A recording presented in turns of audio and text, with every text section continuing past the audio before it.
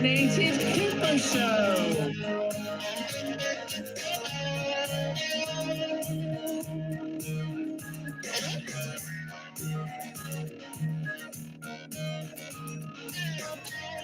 Good evening, everybody. Thank you so much. Justin Peters at Platinum Planet Records. Thank you so much for that lovely intro. And those are my father's chickens. My pride and joy via my father. I was telling our wonderful guest backstage a little bit about my childhood with our chickens. But before I get any further into that, which I can just talk and talk and talk like I was raised on a farm, but I wasn't, I want to shout out to our sponsor this evening. And this evening we have None Energy. None Energy, let me show you what it looks like. So it is a water tablet. See, it's just that big. This little tablet right here is 80 milligrams of caffeine. You drop it right in. It's only 10 calories each tablet. And right now, if you go to nonelife.com, and let me bring that up to the broadcast so everybody can go write that down, or actually you can just rewatch the show and hit pause. It is nunlife.com, nonelife.com. You get 20% off. These are the wonderful tubes of plentiful tablets that you're going to get to keep your day going. You're going to go and go and go, and you're not even going to realize that you skip lunch and this, that, and the other, right? Because that's what we do. We caffeine it up here, especially at the Caffeinated Cooper Show, because it's 9 o'clock at night. I've been in bed for the past couple of weeks, but the show is back. We're going to finish out season 5, and I'm so excited. And None Life is going to take us through for the rest of October. So go to nunelife.com and get 20% off today. Their flavors that they actually have newer flavors than a couple of the ones that I have here from last season. They have watermelon burst, tropical punch, ginger lime, and berry blast. And they are really refreshing. They're not chalky. They're not bitter. It's just a really great product. So go to nunelife.com. That's nunlife.com and get yours today. So without any further ado, I would love to get to our guest. She is an amazing actress, an accomplished theatrical actress, an accomplished film and television actress. She's a singer. She is amazing. She has a couple of productions that she's working in that she would like to tell us about. And she also has a hand at the creation, the remastering of a really big project that is, we have a sizzle reel that I cannot wait to show you. So without any further ado, I would like to bring up, hold on, I have to hide my None Life. I would like to bring up Miss Jen Faith Brown. Welcome to the show, Jen. It's so great to see you. Oh, it's so great to see you. Thank you so much. I'm so thrilled to be here. Well, we're excited to have you. And I cannot wait to talk about so many different things. You are one of these guests where I can just go on and on and on in any facet of life, and you have something to talk about because you're in every facet of life, which is just so yummy for me. So, of course, being actresses, I really want to get into your theatrical life, your film and television life. You have a really big project that you're working on, and it's called Only a Girl. Would you mind telling us a little bit more about Only a Girl? Absolutely. It's actually a project that has been a part of my life for a long time. In 2003, I had the honor of meeting Irene Updike, who was a 17-year-old Polish Catholic girl who rescued hundreds of lives during the Holocaust. She did that by warning people of future attacks. She would hide food under the ghetto fence. And ultimately, she hid 12 Jewish people in the basement of a Nazi officer where she was his housekeeper. And she kept them alive until the end of the war. And just incredible that I had the amazing opportunity to meet and interview Irene. I got to spend 3 days with her. And 2 days later, she passed away. And so I wrote this play about her life to continue her voice and her story. And now recently with COVID, my co-writer, David Mulholland, and I have just recognized that it really needs to be something that lives online. We would tour it to all sorts of places, schools and synagogues and colleges and theaters, of course. And now we really want to make it available, the stage production itself, to audiences online. So that's what we've been doing, is developing this piece for a wider audience online. My goodness, so many different questions are just swirling in my mind after you've just said a magnanimous amount of information. So I don't even know where to begin, but I know where I want to begin with Irene. So I'm going to pause. I'm going to keep that as like a little gift for myself to unwrap. As far as Mr. Mulholland and yourself writing the story, how many visits did you make with Irene Gut Opdijk? So it was 3. I was actually living on the East Coast at the time.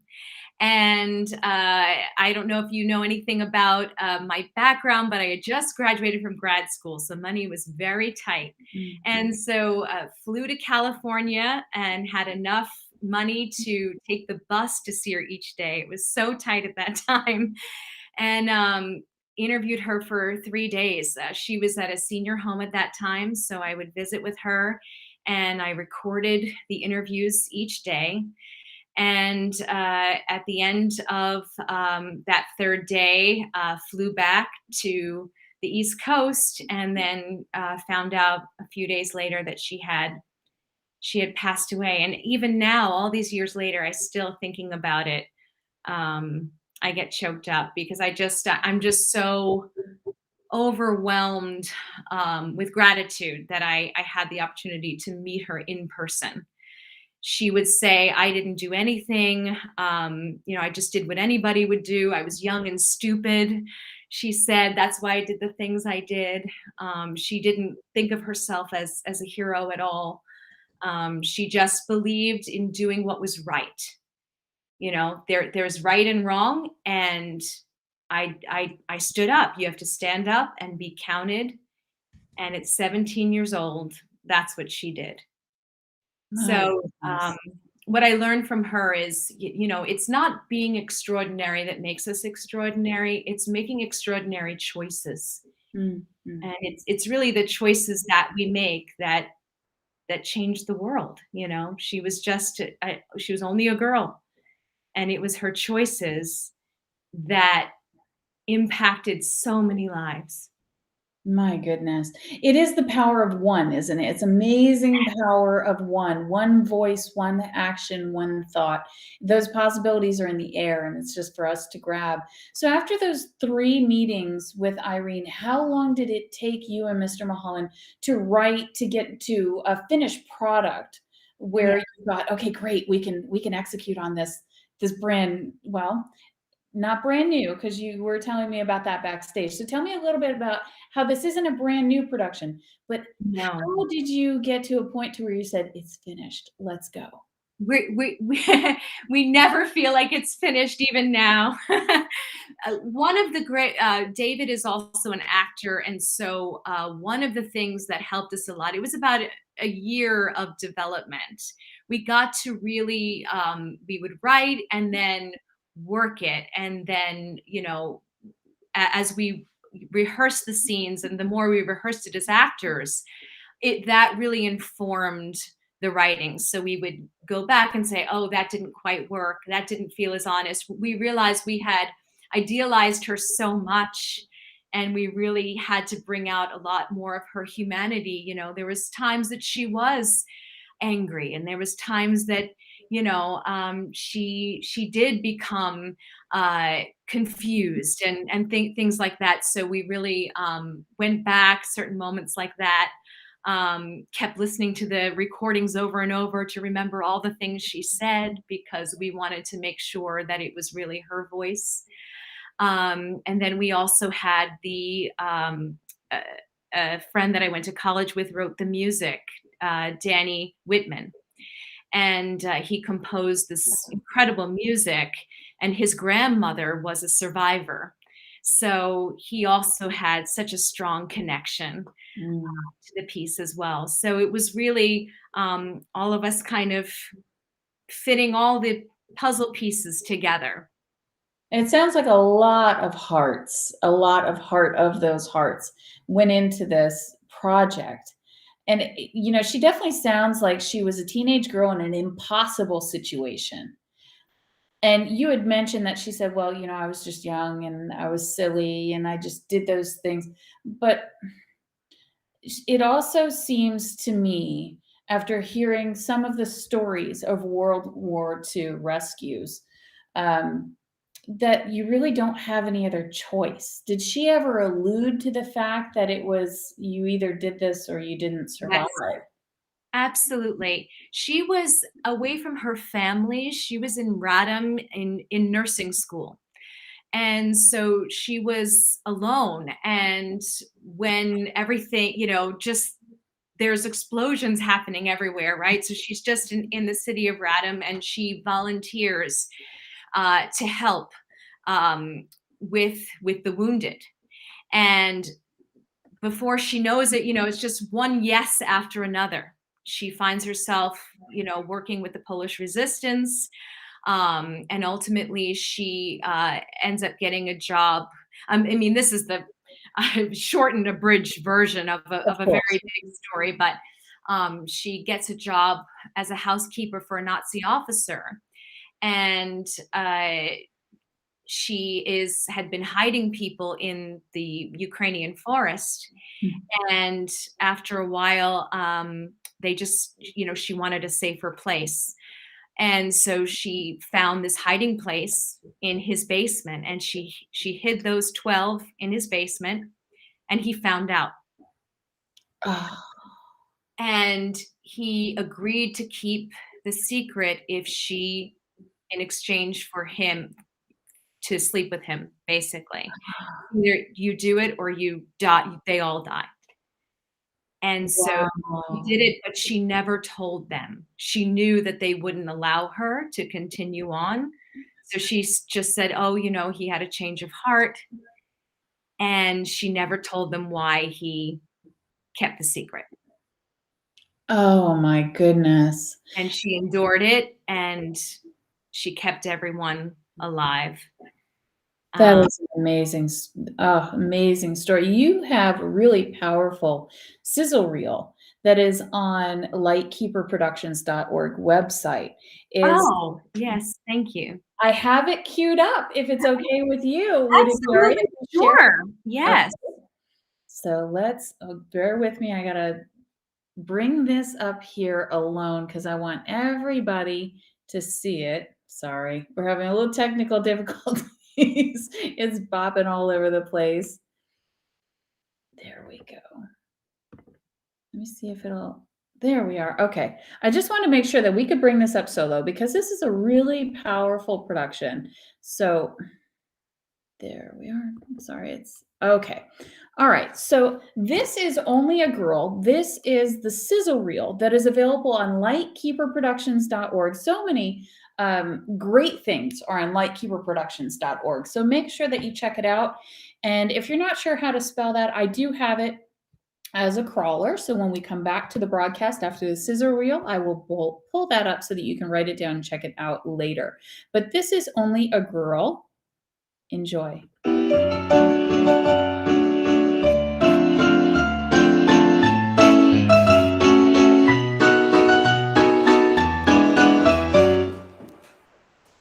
Whoever helps a Jew is punished by death. Go. Despite the dangers, Irene was able to save hundreds of lives by smuggling information, food, and supplies into the Jewish ghetto, and eventually went on to save the lives of 12 Jewish workers by hiding them in safety until the end of the war. I still don't know how she convinced me to go along with this, but I did. No. You know the address. Go through the coal chute in the left side of the house. Wait for me in the basement. I will see you in the morning. Stay in the shadows, and good luck. Wow. We were outside for Wow. the first time in I don't know how long. That We were is outside. really powerful. There was no time to. That is really powerful. How did you prepare for a role like that? Did it help to meet Irene and spend time with her? Absolutely. One of the things that I would do every time we presented the stage production and I would be sitting backstage ready to come out, I would just ask to be worthy, basically. When I started writing it, I literally had a breakdown. Mm. And I said, I can't do this. Who am I? I'm nothing. I'm just an actor. How can I possibly represent this woman? And then I realized in my interview, she said, I was nothing. I was only a girl. I didn't have any money. I didn't have this. I didn't have that. And I was saying the same thing as myself. And I realized, it again, it's service. And I just asked to be a good servant of the story and of her and of her life. And to really be of service and to make sure that I get as much out of the way as I possibly can, that you do not see Jen Faith Brown anywhere, that you just somehow she will come through and that we can continue this voice, which is so important, especially today, especially for young people. Young people were so important to Irene. She would go to schools all over the place telling her story. And she wanted them to know that they have the power to make the difference. They're always looking to somebody else. They're always looking to teachers. They're looking to celebrities, right? Mhm. Whoever, but it's inside you. It's right there. And I just ask myself to again, just to be of service. And that's the way to prepare. And that's why you're never ready, right? That's why you Right. can be better. That is You can always tweak, beautiful. That is absolutely beautiful. The one thing I find very interesting, I also find it ingenious and of the times, is that this is a theatrical online presentation. Can you tell us a little bit more about that? How can we find it? How do you sell tickets to it, or how is it Right. distributed? So that's why it's in this particular series that we're doing now is in production. So it's not available yet. What we're doing is trying to capture what we do on stage online, because we were touring all over, and I'm here. oh, you're still there. Good. We're touring all over, and we can't do that now with COVID. And so we've just recognized that we have to have this available now online, the actual stage production. So That is really, really interesting. Well, congratulations on all your work thus far on that project. thank you. This is a beautiful, powerful project, everybody, right? I mean, I have so many comments. I have Naya that loves this. She's saying, wow, I love this. And she was doing it out of humanity. So many people, this story is already resonating with them. We have Cyrus watching. Absolutely. We change the world with one voice at a time. Again, wow, that's beautiful. I mean, we have so many people tuning in tonight, and they're just in love with this story.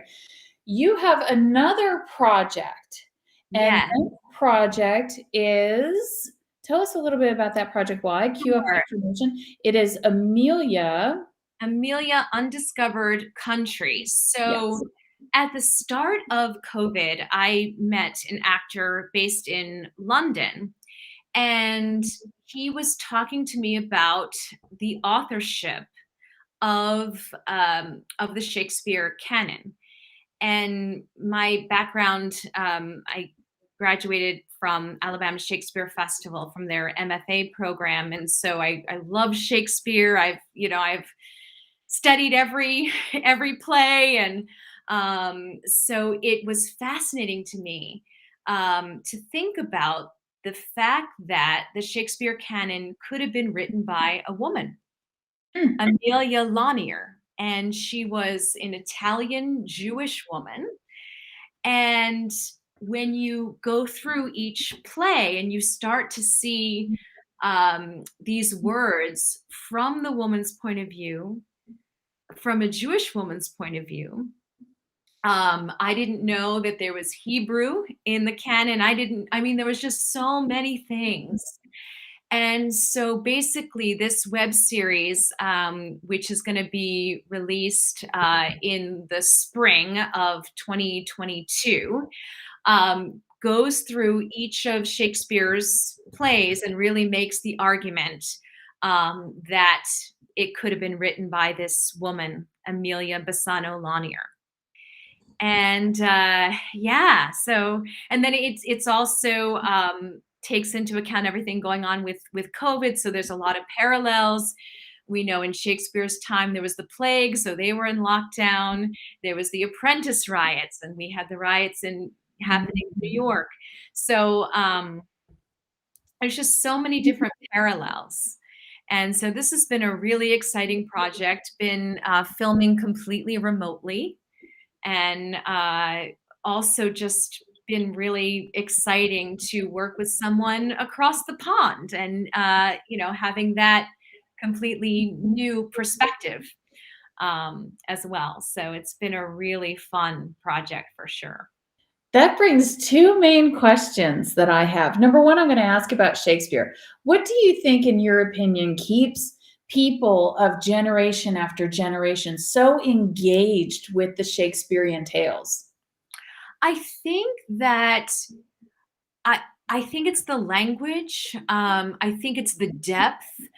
I think it's everything that has been touched on and explored. I think it's so universal. It's timeless. And when you start to look at these words and these plays from imagining, right? Because we imagine that this was written by this man with a neat goatee and, right?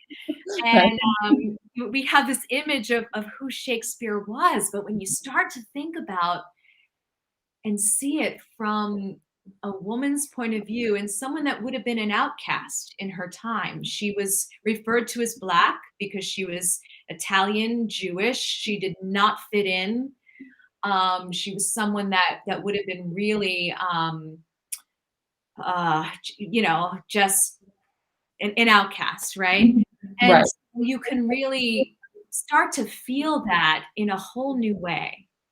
And I think that's part of it. I'm a believer now that these words were very possibly I'm a believer, but we'll leave that to the audience, because that's part of the fun of the series, is to see what they think as well. Oh, I love it. I can't wait to see it. So let me ask you a little bit of a cheeky question for working across the pond. What would be something that you like about working with British actors, and something that maybe you could take or leave?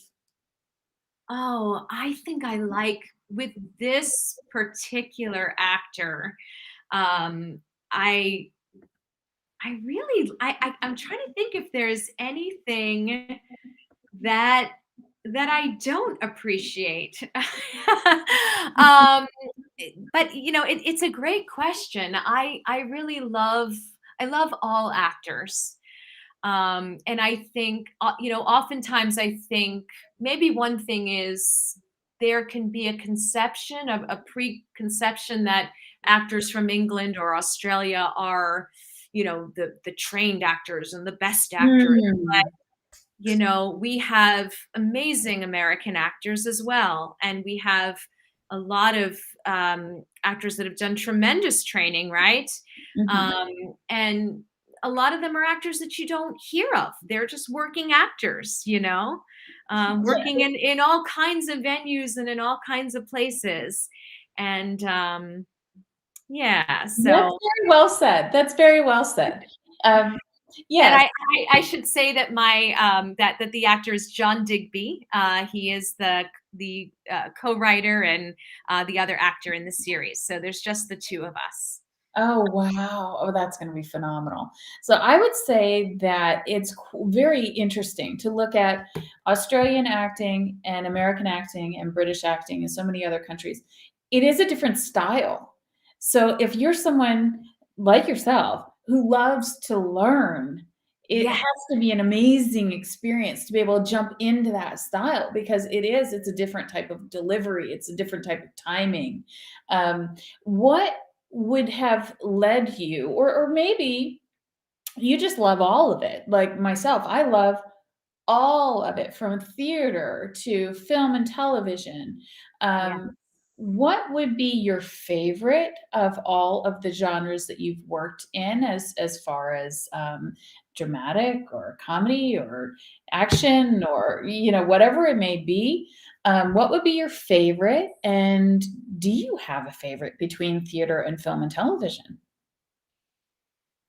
Gosh, that can be such a tough question. I think what I love about film and television is the accessibility, that I feel like you can reach even more people. And I came from a theater background, and theater was everything. I at that time, being in New York and doing musical theater and all that stuff, I never imagined film and TV at that time. And the more I learned about it, and especially when I came to LA, I learned so much and so grateful to the union as well because they offer you so many different ways to learn. And I just found that you're able to reach so many more people, Mhm. and that's something that is just incredible. So now I've heard a little birdie told me that you play a fairly large role with SAG, with the SAG-AFTRA union. Can you tell us Not something about that? Not large role at all. No, no. I serve on committees, which I'm so grateful to do. I've served on Move members organizing volunteer efforts, and that has a lot of educational programs. Mhm. We've done when before COVID, we were doing 5 panels each year, just different educational panels about producing your own series. I did one on parenting, and I just became a parent. So uh, Congratulations. yeah, so yeah, and the reinstatement committee I've served on. I've been a delegate, and just been so honored to serve. Got to do a lot of outreach work with the union. We do the Homeless Heroes Walk, and there's just so many things, wonderful things that the union does. I think a lot of people don't know Mhm. um, all the service that they do as well. So Yeah, it's quite interesting talking to some younger actors who they're dying for those Taft-Hartleys and they just want to get into the union so bad.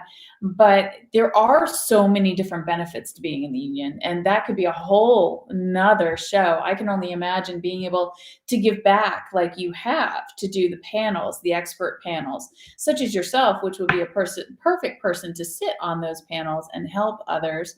Um, so we've talked about theater, we've talked about film, we've talked about television, we've talked about a couple of different projects. We're not done, guys. So let's talk about you're a singer. Let's talk about your music. So you have a couple of thank you. releases that we were talking about. I'd love to talk about either release. I have both of them queued up. Which one would you like to talk about? Oh, well, the reason I find Songbird, I actually had recorded several years ago. That's available on Amazon. And it's very special, that song, because I recorded it when I was going through the adoption process. And it was what I imagined I wanted to sing to my future child. Um, Oh. rethinking that Fleetwood Mac song as a lullaby. And that's really what AJ Teshin produced it. He's a friend of mine, and he just did an incredible job. I just told him what I was imagining, and he just really helped me reimagine this song as a lullaby. And so now that I finally, after many years of trying to adopt, we have, and so this song is just very, very special to me right now. Yeah, for that reason. Oh, well, congratulations, you're a new mommy. That's a Yes. very special time. Thank you so much. Yeah. Oh my goodness. I had no idea. I was looking through my notes and I saw, oh wow, what a really neat song. And so I went onto your website, which is jenfaithbrown.com. And Songbird, is on YouTube. Of course, you can get it on iTunes. And I was listening to it and I thought, she sounds like Celtic women. If anybody's familiar with Celtic women, here in the United States, we see them on PBS every year, especially around St. Patrick's Day. And they're just so pure. They're beautiful. They're always these elegant women in beautiful Celtic gowns. And they're songbirds. They truly are. And I think you have a voice like that. So I just want to put that out there in the atmosphere. That's such a beautiful compliment. Thank you very much. Thank you. You're very, very welcome. Now you have another song out and is available as well. White Cliffs of Dover. And that one, again, that goes back to Only a Girl. When we were performing the show live, we always had, we played all the 40s music beforehand. We had a pre-show music. And so I just started recording a few of the songs myself so that when we have the online version available, that each song has its own story and gives a little bit more information about what was going on at that time. And we had a sign language interpreter interpret White Cliffs of Dover. And it was such the experience of the deaf community during World War II is a whole other story as well. So each song as a part of the online series will have music that also documents what different communities were going through during the Holocaust as well. And so that's why White Cliffs of Dover was very important for us. And again, that was also produced by AJ. Listening to you and having this really lovely conversation, which I want to say thank you before we actually get to the end of the show, where I really, really say thank you to you. But everything you do has such a cognitive relationship with your heart. It seems like you do what your soul tells you to do. Have you ever had a role come across your desk, an audition come across your desk, and you think, no, I can't do that. It's not, I could do it because I'm an expert at what I do, but I'm going to pass. It's just not in my heart. Yes, many, many times. And I think that's why producing your own material is very important. And I think anybody who's listening, who is an artist or has a heart to be an artist, I would encourage you to follow your heart and produce those things that you're passionate about, because there are so many things in the world that need a voice desperately, right? And I think oftentimes, and this goes back to Irene, right? We think somebody has to do something about that. Somebody has to stand up, and instead of that being somebody, it should be us, right? It should be those things that that move you. There's a reason that they move you, and that you're supposed to be a voice for those things. And it can be hard, because what gets the most, oftentimes what gets the most attention are those things that maybe are not the best things to do. But you do have to follow your heart. Again, because the world needs your heart. I think. Oh, that's beautiful. The world does need our heart. The world needs so much kindness and love. And there's so many things that I look at it and I hear these stories and I think, but that's just minutia to the big story of life. You're focusing on the minutia of it. And I think heart is what has to lead you, always, always. And let's talk about your heart, the heart that has entered into your world between you and your Oh. and so you have a new son. Could you tell us, and he's a year old. Yeah. So within this wild and crazy new experience, what would be your top 3 takeaways that you've learned that you never realized you would ever need to know? It's very hard to change a diaper on in an airplane bathroom. Okay. One. That's one. Can I just share that story really quickly? Sure, of course you can. I went to the little tiny bathroom, and I did not know that they have like a snack tray size changing table. And I'm sure you've experienced this yourself, but we hit turbulence as soon as we closed the door. And I hear the stewardess, the flight attendant yell, just sit on the toilet and hold on. And he is like 4 months old, and I'm holding him and holding on. And we are just back and forth, like all over.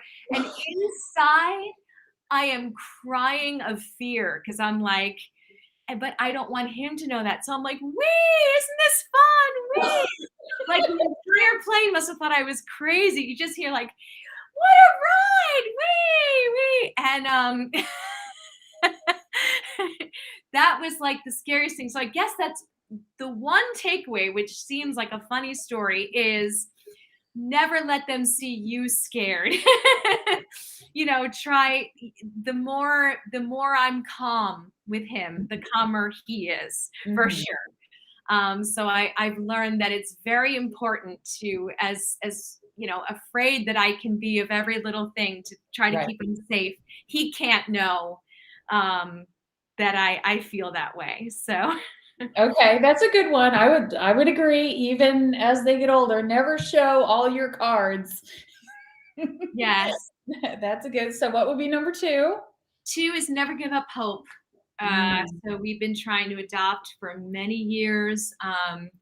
Our first try was through the foster care system, and we had a placement, and he ended up going back, and that was one of the most challenging things, for sure. And when you have those downs, there's a part of you that feels like, is this ever going to happen? But you just have to keep remaining hopeful. Absolutely.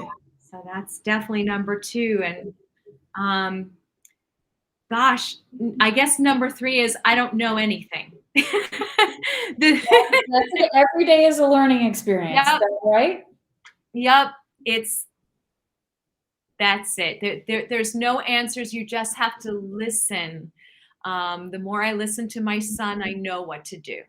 Rather than thinking I know what to do, I got this, right? It's really like I am guided by what he needs and trying to do the best I can every day, to be the best I can for him. I have a viewer, she's writing and she's saying, let me pop it up here onto the screen. She says, I went to California with my 3-year-old and I will never do it again. I hit my head on the airplane to try to catch her because she was running around. Oh, 3. Yes, that's got to be. See, I can't imagine. Yeah, 3. Wow. It's tough. It's tough to travel with children. And I can only imagine with your career in theater, film, and television, I believe I read you are bi-coastal. So Yes. Does that mean that everywhere you go, your family goes, or do you have to leave them behind and come back? How challenging is that? Well, right now, with COVID, we've been very fortunate because most auditions are online, especially initial auditions. And then again, what we were talking about before in terms of choosing projects, right? So just being more selective and really making sure I'm putting him first. And right now we've been mostly in New York, so that's kind of the best way to do it. You Yeah. know, is this good for him? If it is, okay. If it's not, it's not a good fit. You know what? It's your family structure, and everybody's family structure is different. So I think, when I got married, I had an idea in my head that seemed to be a story that was just out there in the atmosphere of this is what my marriage is supposed to be, and it's almost like it's like cookie cutters, but it's Yes. not like cookie cutters. Every single family is a little bit different, and as long as you're shooting off the cuff, coming from your heart and doing what your soul is directing you to do in positivity in every moment that you possibly can, which is not all positive, because as you know, with small children, you get thrown into situations where you're like, oh, how am I going to work through this? How am I going to stay awake all day? Like I slept 2 hours last night, Right. that becomes very, very challenging, but it adds to our growth and our maturity and our patience, and everything in life, I think, is so cyclical, especially for yourself, where now you're a mother. And he's going to teach you so many things, and you're going to learn even more patience than you can ever imagine that you could ever have. And then as we have older generations in our families, it's like you wind up utilizing that once again. Once you don't have to have so much patience with your children because they get older, you do with the other end of the spectrum. And I find that fascinating. Yes, for sure. I have a little game for us to play because I believe we've covered all topics, and I thank you so much for your time. I know we've already been together for 40 minutes, but I have just a What? Doesn't feel like it. I know. It's been a really great conversation. I could sit here and talk to you all night long. You really, truly are just a beautiful person. I've had so many people write into the show that I'm looking at the comments here between YouTube and Facebook, and it's all of the same. They're so inspired by the stories that you're discussing, and they want to find your projects and watch and listen and learn, and I'm glad that they do. I'm glad that the universe has brought us together to spend this time together tonight. But, it's fall, and I thought it might be fun to play a game of and or. And I'm not sure if everybody know what and or is, but it's basically sort of like a play off of have you ever, but I don't really like the game of have you ever because that's like truth or dare. So this is where I'll say one word, and then I'll pick either and or. So I'd say like pumpkins and. Okay. And then you'd say the first word that comes to your mind. Okay. So if you want to play a couple of rounds, I'll do a few. And then if you want to kick it back to me, you can. So maybe I do 5, you do 5? Okay. Okay. All right. So bicycles and helmets. right, ice cream or Coffee. shoes and Coffee. rainbows or Sunshine. birds and Trees. okay, that was my 5. Okay. How about windows and Wind. okay. How about wind and Blowing. okay, music and Sunshine. Lullabies or Sweet songs. rocking and Swaying. I think I actually got that one to make sense. My brain doesn't work for this game. mine doesn't either. That's because your mom is now. Yeah, I know, right? This has been such a great interview. Thank you so much for coming on to the Caffeinated Cooper show. This was a real delight. Thank you. Well, everybody, this is Jen Faith Brown, and you can follow her on jenfaithbrown.com. Are you on Facebook, Instagram, Twitter? What would be your Yes, I'm on all of those. Just Jen Faith Brown. You can Oh, find you make it so easy. Jen Faith Brown. That's JenFaithBrown. Or you can write down right here, right behind my shoulder there.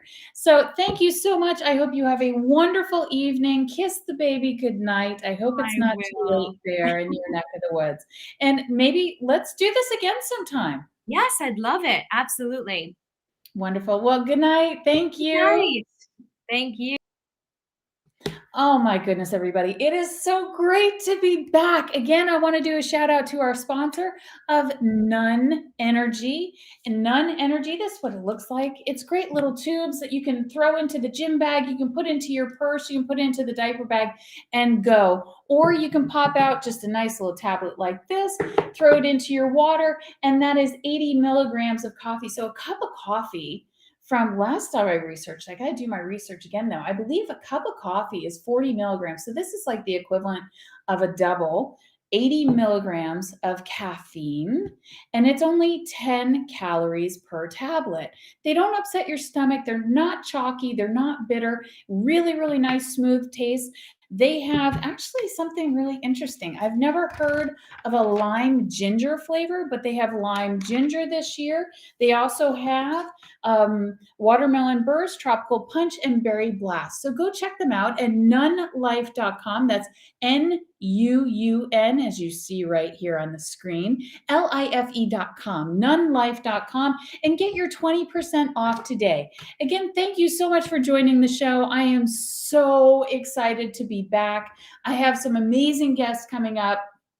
Actually, this Saturday I may have a couple of surprise shows in the middle of the week. So we'll see. But I know this Saturday I have a couple of great guests, especially the Romantics, Mike Skill. So come on back Saturday morning and, let's talk to them. Let's see what the Romantics are up to because they're touring again. I am so excited. So many of their songs are on my playlist. So many of their songs I listened to when they came out, even though I have to say, quite young when they came out, but I've got older brothers and sisters, so, I'm into that.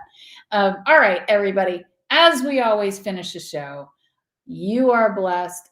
We are blessed. Mwah, I love you. Thank you. Tune in to so many shows, and I will see you next time. It is a packed October. Bye.